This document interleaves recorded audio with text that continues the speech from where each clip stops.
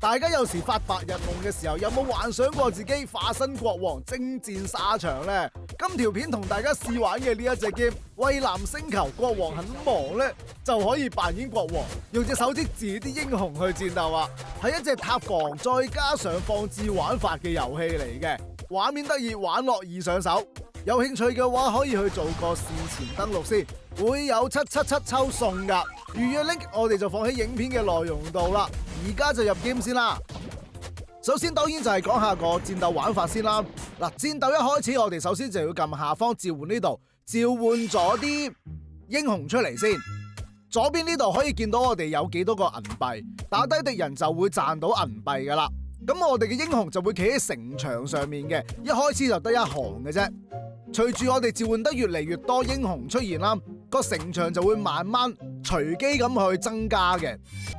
嗱，好啦，而家我就企滿晒英雄啦。咁其實相同嘅單位咧係可以合成，不過最有趣嘅地方就係咧，你唔知合出嚟會係邊一個單位，佢會轉變咗噶。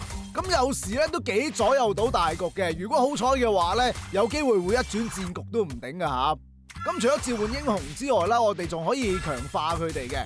喺左邊呢個就係撳一撳，咁就會隨機出現一啲英雄嘅技能。咁大家就選擇翻啲啱你自己嘅啦。咁至緊要就係揀翻啲咧戰場上面有嘅英雄。咁你揀咗嘅技能咧喺右手邊就可以睇到噶啦。嗱，好啦，而家咧有隻 boss 出咗嚟啦。咁最好就盡快 call 翻多啲英雄出嚟。咁我自己其實習慣咧係等有足夠嘅銀幣可以召喚英雄，我先至會再合，我就唔會一味係咁合嘅。不過頭先示範咧，我先合咁多嘅啫。不過呢隻 boss 行得咁慢，以我而家嘅戰力應該係冇難度嘅，要打敗佢。你睇下佢行血倒水咁樣。咁而家咧，其實我係挑戰緊滿血通關，不過我就唔知得唔得，因為咧有時突然間有好多敵人過嚟，我已經打低咗佢咯。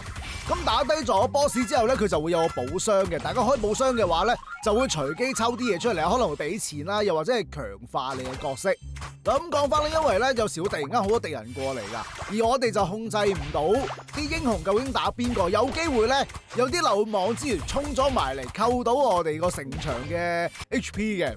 咁呢方面咧就要睇下大家點樣編排你嘅陣容啦。因為咧而家嗰條 team 就主要都係打啲遠距離嘅嘢啦。佢如果有多敵人埋到嚟嘅話咧，佢未必識得會打最近嗰隻噶。你可以試多樣嘢啦，就係咧兩個 level 3角色合成之後咧就會變成 level 4。咁呢個時候咧就可以抽取佢專屬嘅技能。咁大家就記住咧揀翻啲比較獨特啲啊，強化佢攻擊嘅技能就會着數啲。咁我咧就揀最左邊嘅分裂炸彈啦。睇下先，我 level 4連個樣都唔同啲啊。咁大家可以睇埋咧畫面正下方呢個位置有個3/5。咁即係話咧，我只要召喚多2次，個城牆咧就會加多1格。嗱，啱啱就加咗啦。咁所以大家咧就要盡力去召喚多啲英雄，因為多啲城牆嘅話咧，我哋就可以召喚多啲英雄喺個戰場上面啦。咁個輸出就會多好多，冇咁容易俾啲敵人接近到我哋嘅城牆嘅，因為你人多就可以快啲清到啲怪啊嘛。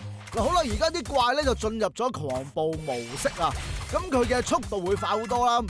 其實我頭先係唔應該咁心急去合成啲英雄住嘅，因為而家咧唔夠英雄啊。我希望可以滿血過關啦。如果唔得嘅話咧，就轉一轉條 team 再嚟挑戰過。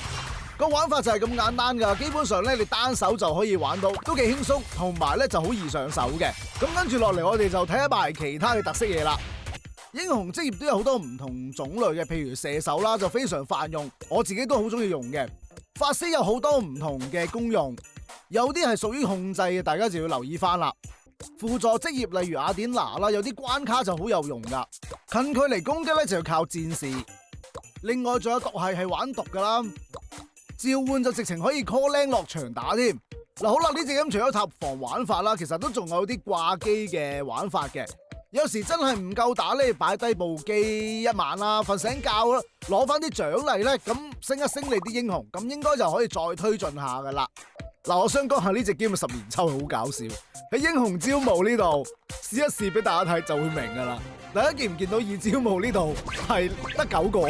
咁啊，因為左邊打鼓嗰個人咧，睇佢打幾多下，佢係會打漏咗一下，變咗得9下嘅，係真係都唔知好嬲定好笑。嗱，不過唔係次次都9下嘅，有機會會多嘅。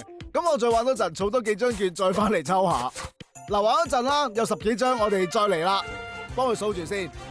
1、2、3、4、5、6、7、8、9、10、11、12、13啊！今次大豐收啊，真係攞咗勁多碎片，咁就可以再幫我哋啲英雄去升一升佢哋嘅能力啦。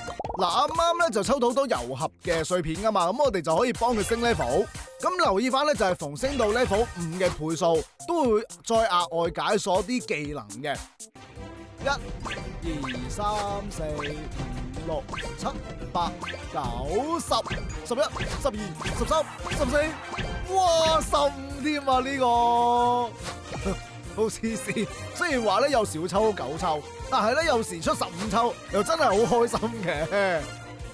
嗱，當然都要講下點樣提升戰力嘅。喺我哋呢個國王嘅版面咧，我哋係有各種唔同嘅裝備。頭先打主線啊，或者掛機嘅時候咧，都可以打到啲裝備翻嚟。咁冇用嗰啲就可以分解咗佢變翻做錢啦。跟住左上方武器呢一度咧，大家有多餘嘅金幣嗰時，記住就提升下佢先，因為呢度可以學到唔同嘅技能，直接提升我哋自己國王嘅攻擊力嘅。咁同埋都可以學技能啦。第一招就係呢一個巨劍斬擊，喺戰鬥中就會定時施放噶啦。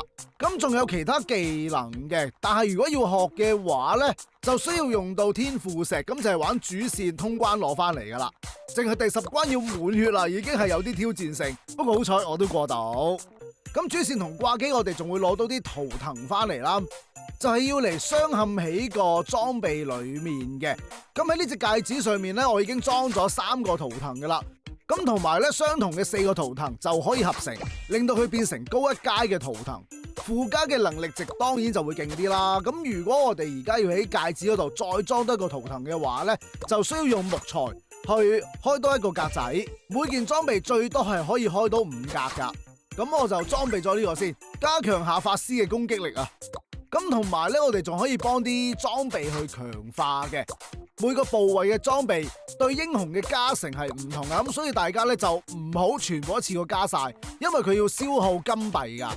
產出嘅地方唔係好多啦，最好咧首先就去強化咗你主力用嘅嗰一堆英雄先。咁除咗主線玩法之外啦，喺玩法大廳呢度咧仲有星球礦場。唔夠錢嘅時候咧，就可以入嚟呢度玩，去打多啲錢翻嚟。咁打呢一關咧，如果大家用戰士職業啦，同埋召喚職業嘅英雄咧，傷害係會可觀啲嘅。其實我覺得我哋係去人哋個礦洞度搶嘢咯，因為咧敵人係會有啲好似轉地車咁嘅嘢走出嚟，我哋要擊敗佢，搶佢上面嘅錢咯。另外仲有古代遺跡啦，不過我就暫時未開到啊，係要嚟打石頭升級個城牆嘅。其他玩法方面咧，仲有呢個合作模式。咁呢度咧就可以打到一啲稀有嘅裝備，強化自己啊！因為我哋自己係國王嚟噶嘛，都要落場打仗噶。咁呢度嘅入場券咧，每2個鐘就會回復一次。大家有時間嘅話就記住，耐唔耐開機入嚟收啦。如果中意玩 PVP 嘅話咧，仲有競技場玩法啦。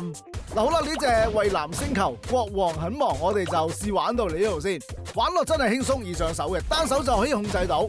如果大家都想化身國王保衛家園，控制啲英雄去戰鬥嘅話咧，就可以去做個事前預約先，係會送777抽，咁啊唔驚冇啲勁嘅英雄用啦。咁預約 link 我哋就放喺影片嘅內容度啦。今條片嚟到呢度，多謝各位收睇 ，thank you，拜拜。